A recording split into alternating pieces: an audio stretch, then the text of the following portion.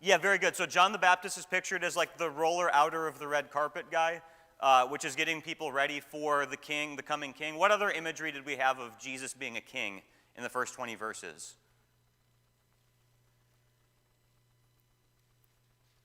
Remember the significance of his baptism and what we said that was? What was that? It was like a coronation. Remember when David was anointed by Samuel the prophet, and then he has the Spirit rush on him? Jesus receives the Spirit when he's baptized. And so there's different kinds of pictures that we've seen of that. So the first 8 chapters are making this argument that Jesus is the king. Chapters 9 through 16 show you that the king doesn't take life. He's willing to give up his life. He has to go to the cross. So really at the end of chapter 8, through the rest of the book, he starts talking about going to the cross and that being the sacrifice that he has to make, things like that. And another way that to remember the book, the first 10 chapters show you some moments from his 3 years of ministry, 3.5 years, whatever it was. And then beginning in chapters 11 through 16, you really slow down to about 8 days. Remember that there are 89 chapters in all of the Gospels. When you add Matthew, Mark, Luke, and John, 89 chapters. 27 of them focus on the last 8 days of Jesus. So that's 30% of the Gospels, really slowing down and talking about this time period. So we're still in this section, obviously, here, where we're seeing these arguments showing you that Jesus is the king, seeing moments where he would serve and things like that. Let me show you a couple ways that this section we're looking at is structured. One way that you can think about what we're looking at this morning is there's kind of like an escalation happening with regards to the enemies of Jesus. And I'll show you how this looks. So in the first story, there's going to be some people questioning in their hearts, but they're not saying anything out loud. In the story after that, you've got the people questioning the disciples. And then you've got 2 stories in a row where Jesus is directly being questioned. And the last story, what we're looking at this morning, those people will start plotting to actually kill Jesus. So you see this escalating kind of antagonism against Jesus in this section. There's another way that you can remember this section, though, and that's with a chiasm. If you guys don't know what that is, you'll kind of see it depicted on the PowerPoint here. So the section begins with Jesus doing a healing at a gathering with the paralyzed guy. And then it ends with Jesus doing another healing at a gathering with the guy with the withered hand. So it begins and ends the same way. And then the second story deals with eating. Jesus is dining with tax collectors and sinners. The second to the last story deals with eating. The disciples are plucking heads of grain and they're eating it on their journey. And then the middle story deals with fasting. Does anybody know in the ancient world why people would structure writings in ways like this? Yeah, it's memorization, because they didn't have the chapter numbers or the verse numbers, so they would do these kinds of things for memorization purposes. They would also do this to emphasize certain points. Oftentimes the middle point is the thing that's really being stressed in the text, or everything relates to the middle point in some way. But those are just a couple ways to help us think about what we're looking at this morning. Anybody have any comments or questions about any of that before we start looking at the first story? All right, let's go ahead and look at Jesus healing the paralyzed man. We'll go ahead and just read the whole text. We may not read all of the text for all of the stories, but look at Mark chapter 2, verses 1 through 12. And when he returned to Capernaum after some days, it was reported that he was at home, and many were gathered together so that there was no more room, not even at the door. And he was preaching the word to them. And they came, bringing to him a paralytic carried by 4 men. And when they could not get near him because of the crowd, they removed the roof above him. And when they had made an opening, they let down the bed on which the paralytic lay. And when Jesus saw their faith, he said to the paralytic, "Son, your sins are forgiven." Now some of the scribes were sitting there, questioning in their hearts, "Why does this man speak like this? He is blaspheming. Who can forgive sins but God alone?" And immediately Jesus, perceiving in his spirit that they thus questioned within themselves, said to them, "Why do you question these things in your hearts? Which is easier to say to the paralytic, 'Your sins are forgiven,' or to say, 'Rise, take up your bed and walk'? But that you may know that the Son of Man has authority on earth to forgive sins," he said to the paralytic, "I say to you, rise, pick up your bed and go home." And he rose and immediately picked up his bed and went out before them all, so that all were amazed and glorified God, saying, "We have never seen anything like this." All right, this story has a couple different movements to it. The first 4 verses show you these people bringing the paralyzed man to Jesus. Now, the setting is Jesus is at this packed house. And there's some question about this in the Gospel of Mark. Whenever it says that Jesus was at home in the first couple chapters, seems like he sort of made Peter's house his base of operations. So I think he's at Peter's house. One thing to say about the Gospel of Mark especially is that oftentimes it'll point out that Jesus is preaching, but it won't always say what he was preaching about. In fact, if you just scan through the Gospel of Mark, if you got a red letter Bible, you'll see some red letters in chapter 1, some in chapter 2. What's the first chapter in the Gospel of Mark where you see a lot of red letters? You got a lot of red letters in chapter 1? Okay, I just see a couple. There's some in mine. Yeah. What's the first chapter where you see like a ton of red letters? Chapter 4. So that's going to be one of the teaching blocks in the Gospel of Mark. It takes an hour and a half to read the Gospel of Mark, but 20 minutes to read the red letters in the Gospel of Mark. So you don't have a lot of emphasis on his teaching per se, but what you have is a lot of emphasis on his miracles that teach in another kind of way. So we'll see how this works as we go through this story. But these friends, they carry the paralyzed friend to Jesus. I wonder what that was like. I mean, did this paralyzed guy hear about Jesus and then bring his friends to him? Did one of the friends come to the paralyzed guy and say, "Hey, we got to take you"? So however this works, they end up carrying the guy and digging through the roof, which they would change after every rainy season. I don't know what that would have been like. Can you imagine, like, being one of the guys carrying this paralyzed guy? If it was me, being one of the carriers of the man, and I saw the crowd and the doors, there's people like tiptoe at the door, you can't get in or anything, I would be trying to persuade my friends, all right, maybe tomorrow we can find him. But somebody actually said, like, looked up at the roof and said, well, how about we just, and tear it open. Can you imagine when Jesus was preaching? And maybe like there's little clumps of dirt falling on people's heads, and then the sun started to shine through, or what is very strange scene that they actually do this. But one of the things that we brought up last week is that in the Gospels, one of the barriers that people have to overcome who have genuine faith are the crowds. The crowds get in the way of people that are really sincerely seeking Jesus. And that's just a theme that you're going to see all over the place. But maybe one lesson that we can see from this is that good friends carry you to Jesus. There are times where we might be down on the mat, spiritually paralyzed, and the kind of friends that we need are the kinds that are going to pray with us, read scripture with us, encourage us to come to Bible studies, things like that. One question to ask yourself is if you are this kind of friend to other people. All right, so anything you guys want to say up through verse 4?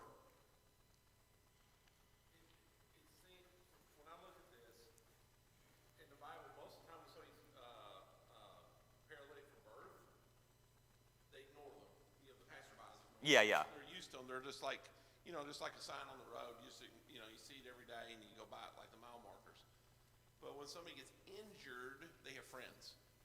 And to me, we don't know why this guy's paralyzed, but evidently, I think it points out this guy somehow got injured in life, and these people are really true friends. Yeah, for sure, absolutely. Good.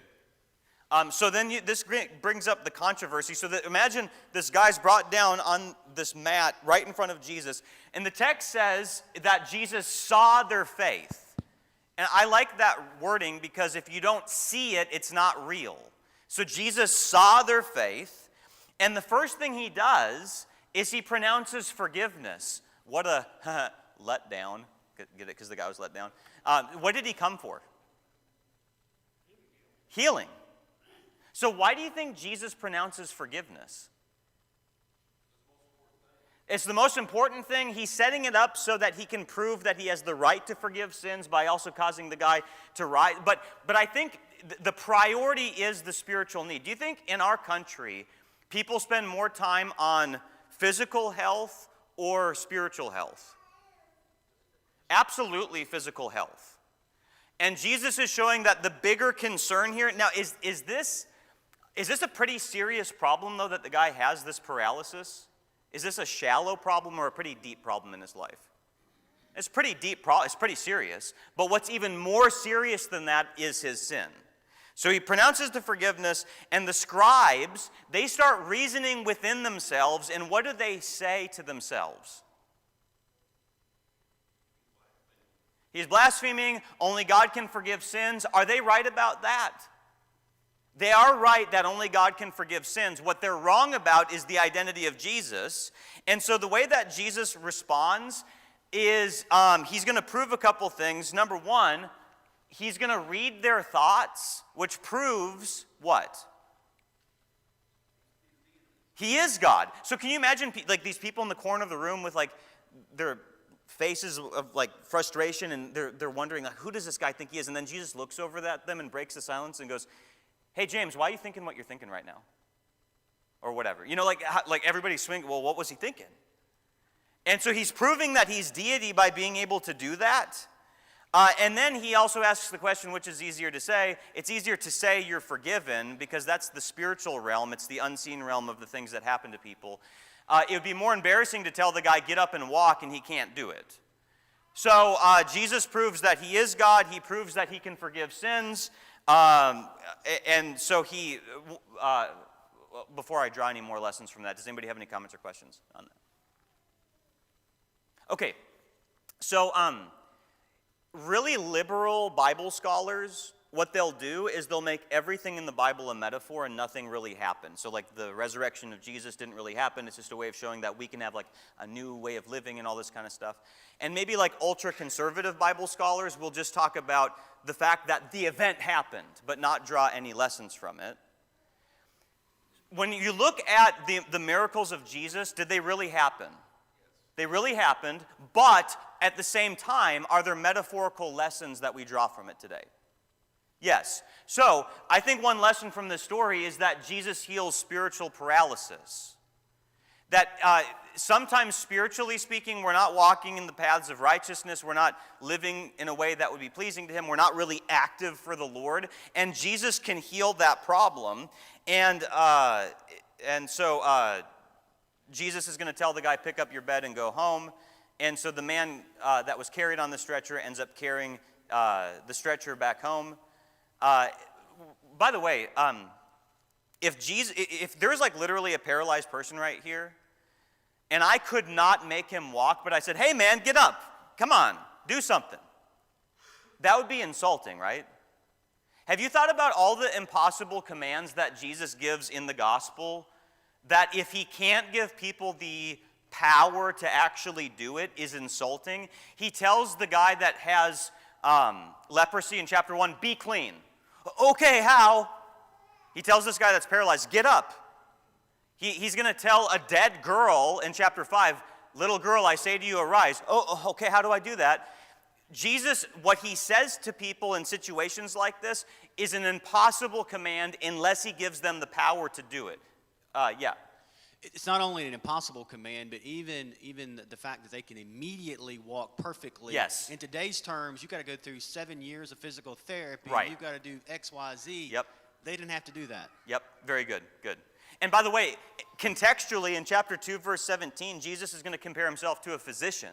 And he's just shown that he could heal this guy. So, all right, so that's a cool story. Anything else you guys want to say about that? There's a ton more to say about all these, but we're looking at these 5 stories together, so we got to move. All right, look at chapter 2, verses 13 through 17. He went out again beside the sea, and all the crowd was coming to him, and he was teaching them. Again, it doesn't tell us what he was teaching. And as he passed by, he saw Levi the son of Alphaeus sitting at the tax booth, and he said to him, follow me. And he rose and followed him. And as he reclined at table in his house, many tax collectors and sinners were reclining with Jesus and his disciples, for there were many who followed him. And the scribes of the Pharisees, when they saw that he was eating with sinners and tax collectors, said to his disciples, why does he eat with tax collectors and sinners? And when Jesus heard it, he said to them, those who are well have no need of a physician, but those who are sick. I came not to call the righteous, but sinners. All right, so Jesus has this very shocking invitation to Levi, who is also called what? Matthew. And so what happens is, so the tax collectors in this day, the Roman Empire had taken over a bunch of nations, but who did they employ to do the tax collecting?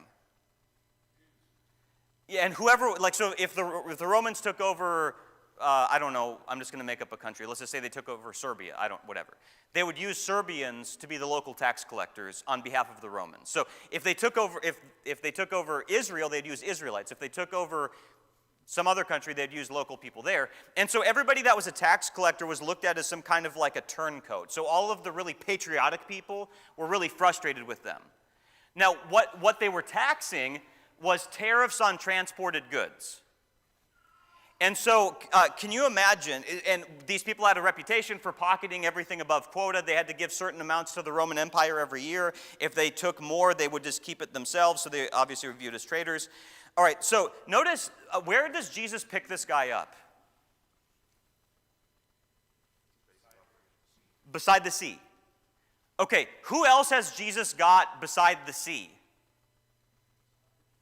The first 4 disciples in chapter 1, I don't know, but maybe Levi was unlawfully taxing the very people that Jesus has already called to follow him. But try to imagine for a moment that you're part of this crowd, and everybody is like following Jesus, and Jesus walks up to this guy at the tax booth. If you're part of the crowd, what do you want Jesus to do? Yeah, you like call this guy out because this guy's terrible, and then instead Jesus says, hey, you want to follow me? Pretty shocking, the kind of people that Jesus is starting this kingdom movement with. It's not the people that you would expect. It never is. And so, yeah, Jesus is building the kingdom with outcasts. Any comments or questions up to this point here with what he's doing? This is the least person you would expect to obey the gospel at this point. Right. Very, yeah.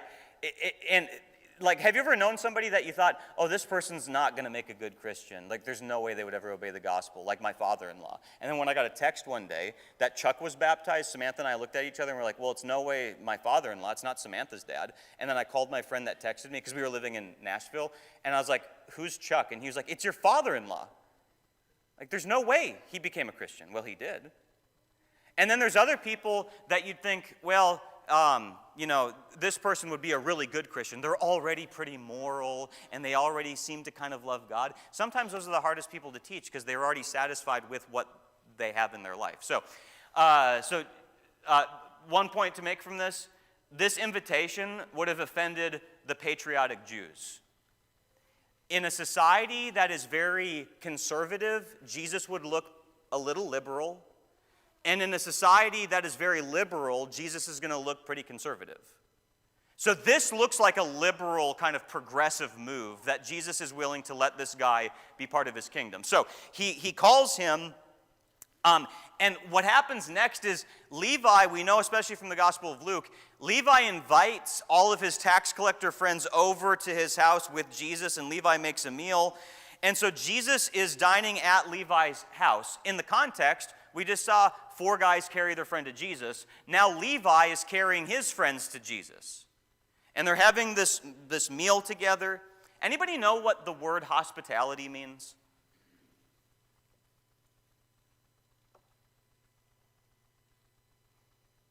So, yeah, taking care of strangers, love of strangers. So, do you think hospitality for the Christian should ever involve non-Christians? Yes. Hospitality, love of strangers. What if the only people I ever have into my house are people I already know really, really, really well? That's technically not hospitality. It's love of strangers, people that you haven't gotten to know very well yet. And so here you've got Levi saying, hey, Jesus, come over here, meet all of these people. How often do Christians have non-Christians come over with some other Christians for a meal? And that's a good evangelistic opportunity. So that's what they're doing in this situation. And because of this, there's many people that are following Jesus. Again, you've got this theme in the Gospel of Mark of the outsiders and the insiders, and it's not at all who you'd expect. One thing that I really am impressed with Jesus is he's not just hoping that people become Christians, but he's actually investing in the lives of non-Christians. So like whenever I was at Embry Hills, one of the big reasons that I was brought there was to do a lot of evangelism. Consequently, that meant that I didn't get to know a lot of the members really, really, really well. But I got to know a lot of non-Christians really, really well. And so that's, how much are we willing to actually invest? Not just hope that people become Christians, but actually invest. And sometimes that means I can't spend as much time with Christians as I would like, but it means that I'm going to spend maybe some of these weeknights studying with some of these folks. So, I like his example in that way. Now, what is the reaction of the Pharisees?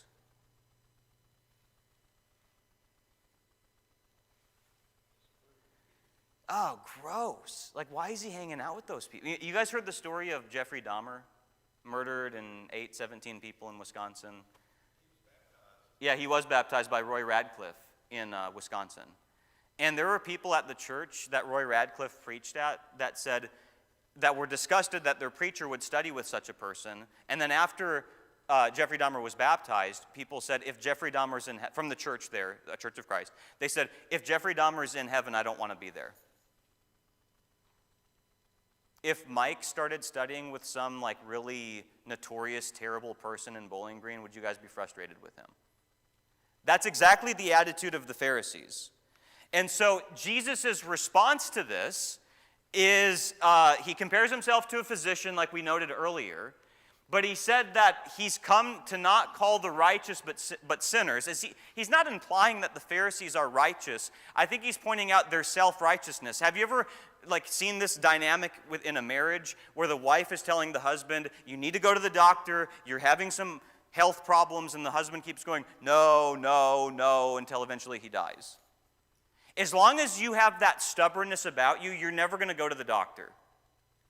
And as long as you're spiritually stubborn, you're never going to think that you need the help of Jesus. And that's exactly where the Pharisees are here. The people that you'd think would be really good Christians are the most resistant. Any comments or questions about this text? Yeah. I've always found it interesting when he called the disciples who turned out to be the apostles, that there may be more that's not said here, but when he says, follow me, they immediately get up and go. Yep. I think that indicates that he knows what these people are capable of. They may not be living that way at the time he calls them, but he knows what they're capable of. Right. Not everybody that followed Jesus he called that way. Some people followed him, as we see like in John 6 and stuff. They were there hoping to get fed, right, or whatever the case was. But the men who wound up being the apostles, he saw something in those men, called them to follow him, and then immediately they just got up and went. Yep. So there's something they either knew about Jesus because of his reputation. There was something going on there, but he knew the hearts of these men deep down, and right, he knew what they were going to do and be capable of. Yep. Very good. And Jesus would also dine with Pharisees too. Like he would hang out with anybody if he had an opportunity to help them. So, all right, good. Let's move on and look at verses 18 through 22 about fasting. So this is the middle story in these controversies. Now John's disciples and the Pharisees were fasting, and people came and said to them, why do John's disciples and the disciples of the Pharisees fast, but your disciples do not fast? And Jesus said to them, can the wedding guests fast while the bridegroom is with them? As long as they have the bridegroom with them, they cannot fast. The days will come when the bridegroom is taken away from them, and then they will fast in that day. No one sews a piece of unshrunk cloth on an old garment. If he does, the patch tears away from it, the new from the old, and a worse tear is made. And no one puts new wine into old wineskins. If he does, the wine will burst the skins, and the wine is destroyed, and so are the skins, but new wine is for fresh wineskins. Okay, so the controversy here is surrounding fasting. Anybody know in the Old Testament how many days the Israelites were commanded to fast? 1 day. What day was it? Day of Atonement. So it was just on the Day of Atonement it was commanded. But do we see people fasting on other days in the Old Testament other than the Day of Atonement?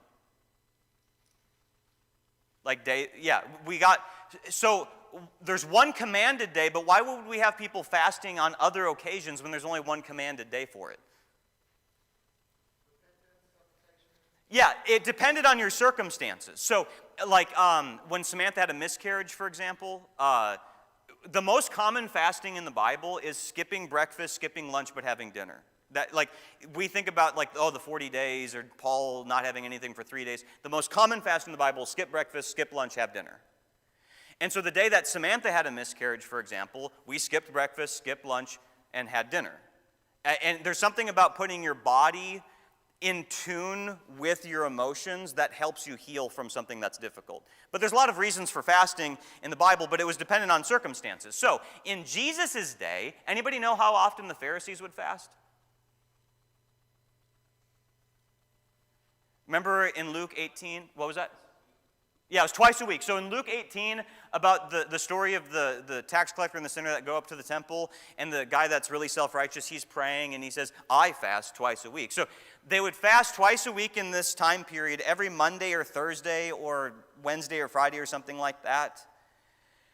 And what's the problem with just fast? Okay, every Monday and Thursday we're going to fast. What's wrong with that?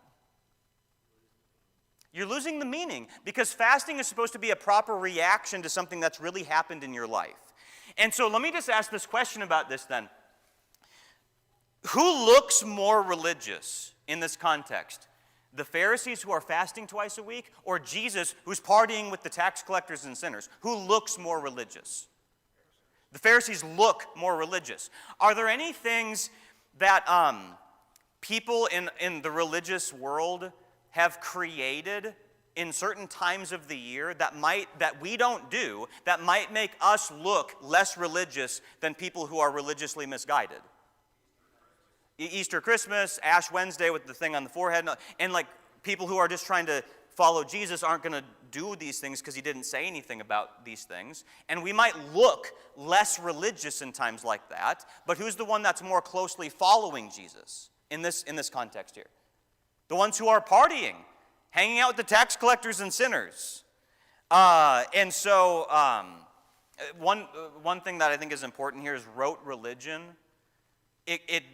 When you're just like doing things like this is how we do things and this is what we do, it never knows when something's appropriate or not appropriate.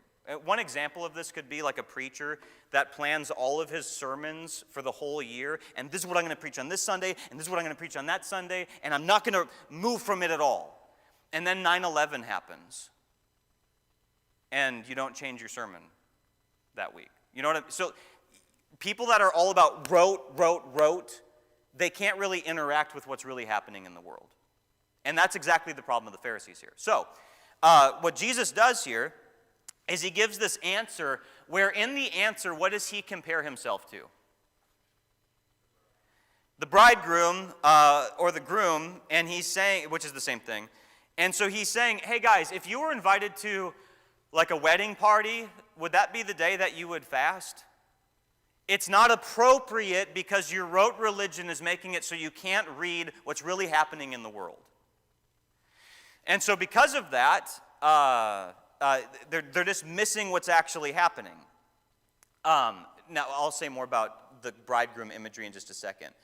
But Jesus does say that there's going to be an appropriate time to fast when he's taken away. What do you guys think that time period is? What was that? Yeah, I think it could be his crucifixion. Isaiah 53 verse 8 uses similar language of being taken away. So it could be the 3 days he's in the tomb.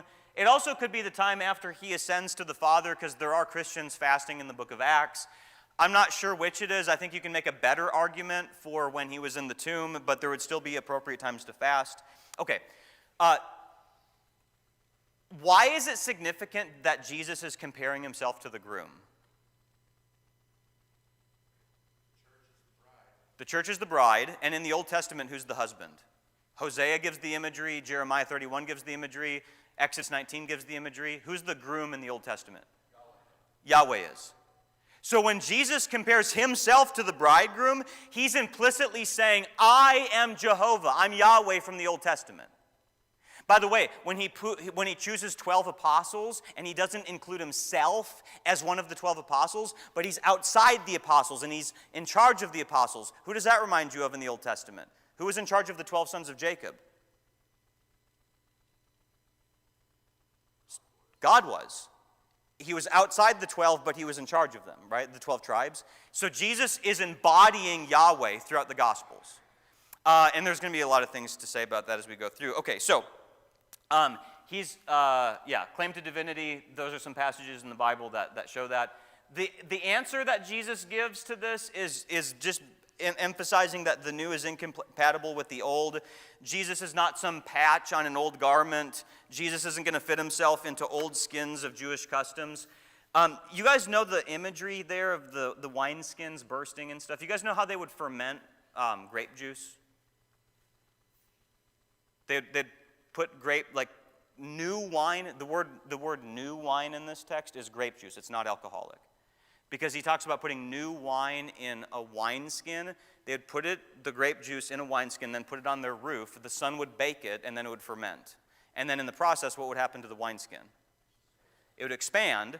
So after that process, could you use the wineskin again for like water? Yeah, you could use it as like a water kind of thing. But would you ever ferment grape juice in it again? No, because then it would expand and break. So this is a helpful passage, by the way. When the word wine in the Bible doesn't mean alcoholic necessarily. It's always dependent on the context. He talks about new wine. That, in the context, is talking about non-alcoholic grape juice that then becomes alcoholic if it was going to grow and expand. So the word wine just means from the grape. It doesn't always mean alcoholic. All right, anything else you guys want to say about this story here? All right, the next two stories. Was there somebody that was going to say something? All right. The next two stories are stories involving the Sabbath, two Sabbath controversies. And before we look at these, I wanted to show a couple things about the Sabbath. In the Old Testament, what were the basic commands for the Sabbath? What were some of the things that they were told to not do?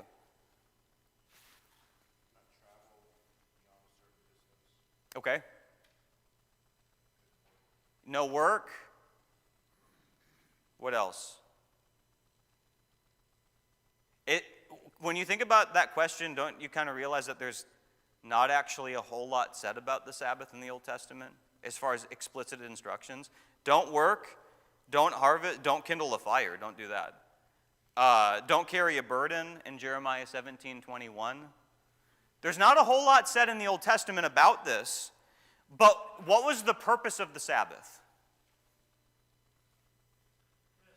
To rest and to restore and to rejuvenate, contrasted in the Old Testament, by the way, to Pharaoh that said, work, work, work, work, work. They get delivered. And then God says, by the way, one of my commands for you is to actually rest. Very different from Pharaoh. And so to rest and refresh, you've got a lot of different passages that show that concept. All of this obviously being a shadow of a deeper thing that God wants to accomplish. Jesus is the one that gives true Sabbath rest. Hebrews chapter 4 talks about our heavenly abode being like a true rest. Okay, with some of this background in mind, and with how much God did not spell out every single detail about the Sabbath, there's an important lesson to learn from this. The Jewish customs, anybody know how many laws they created for the Sabbath, man-made traditions they created for it? They made 39 categories of laws for the Sabbath. And one of the laws was that a woman could not look at a mirror on the Sabbath. Anybody know why? If a woman looked at a mirror on the Sabbath and she saw a gray hair or something that needed to be plucked and she had to use a tweezers, that would be some kind of like a tool that would constitute work. Another one is that you couldn't spit on the Sabbath, on the ground. Do you know why you couldn't spit on the Sabbath? What was that? Bowing? Oh, plowing. Yeah, it related to farming, because if I spit and my spittle happens to land on a seed and that seed starts to germinate because of my spittle, then I have done farming work today. So they came up with all of these crazy laws. Now, this is really important. When God did not elaborate he says, don't work, and you know what it means to work. It means that you do these activities to make money. Don't do it. You guys know what that means. And when God does not elaborate on something, what do meticulous, scrupulous people that want to get the check mark do? They add a bunch of stuff to make it so we can feel like we're getting it done. So for us, are there any areas where God has maybe not elaborated a whole lot And then we get into really divisive debates that make it feel like if we do these things that this Bible teacher said or whatever, then we'll actually be accomplishing what these nebulous teachings are in the Bible. You see the temptation? Any comments or questions about that? Because the next two stories, by the way, are going to involve Jesus kind of poking at their traditions and going, they're wrong. All right. There's a lot to say about what we just said. But just think about any areas where God hasn't elaborated a whole lot and ask yourself if we've created any man-made traditions that if Jesus were here today, he would poke at and say, that's not right, guys. I'm not saying any of that because I'm thinking of a certain one. I'm just saying that in principle, it's an important thing to think about. Okay, so the first one involves plucking grain. So we're not going to read this text, but the disciples are walking through the grain fields, and they're plucking some of the grain as they're walking through. And the disciples are being questioned over this, or Jesus is being questioned about the action of the disciples. The problem in the text is not that they're eating their neighbor's grain. The Old Testament said that this was the McDonald's of the day, that if you were traveling through, you could grab a stalk of grain and rub it out while you're on your journey, and that's not stealing. You just don't hedge all the way to the end of the fields and everything like that. And so I think the reason that the Pharisees have a problem with this is that they're breaking their traditions of harvesting. The Old Testament said don't harvest on the Sabbath. Well, you guys plucked those heads of grain and you rubbed them out. That's harvesting. Is that really work? Work is like taking the sickle and putting it in and like doing it all to make money. This is like people on a journey that need food. This is not breaking at all what the Sabbath commanded. And so Jesus brings up this story where David was on the run and he ate this sacred bread, and the controversy that, the way that he applies it here. He begins by saying, have you never read? Have you ever thought about how offensive that would be to a Pharisee? Have you not read? Oh, of course I have. He says this to them several times in the Gospels, and so maybe one lesson for us, how often do we read the Bible but not really actually pay attention to what we're reading? Like, would you be offended if you were misguided on something and somebody came up to you and said, have you never read this? Of course I have. Who do you think I've been a Christian 50 years. Okay, well, these Pharisees have really meticulously read the Bible and they missed a lot of important things. And so he points that out to them, and yeah. Read the Bible and not study the Bible. Yeah. You can read all day long. Right. If you don't actually study it and understand what it means. Yep. What's the point? Very good. Yeah. Good. All right. So he points out. I think so. David, in this situation, he ate this bread that he wasn't supposed to eat. He was on the run, and all this kind of. There's a lot of things to say about this. Did David technically break a law though in the Old Testament when he did that? Technically, did he? Yeah, technically he broke Leviticus 24:9. That bread was only for the priests. And so I think what Jesus is pointing out here, and there's a lot of things that we probably won't have time to talk about with this, is that the disciples just broke a man-made tradition and you guys are calling us out on it. David actually technically broke a law, and you guys would never criticize David for what he did. Now, the overarching point, there's a lot of things to debate about this story. Does this mean that there's times where it's okay to break the technicality of a law if there's a human need involved? Like, for example, when Samantha was in the process of giving birth, Abigail was born at 4:48 p.m. on a Sunday, and I got a text right after that saying, are you preaching tonight? And I said, no, we're not even going to be at church. Does the Bible command us to be at the assembly? Did I technically break a law? Yeah. But are there circumstances where we understand that that's not what... So, like, what if there was a part of a beach that said no swimming here, and there was a little boy that was drowning in the water, and then I went and swam, and then there was a lifeguard that said, no swimming! I went out there to save the kid. Like, is that sign there for that circumstance? Yeah, so So that's the debate about the story. I don't want to get into all the ways that we could tease this out. Because this is where the debate is in this text oftentimes. The overarching point of this story, though, is that Jesus is like King David. That's the point of the story. In the context, compare this to David. I don't know how much time we're going to have for the withered hand man.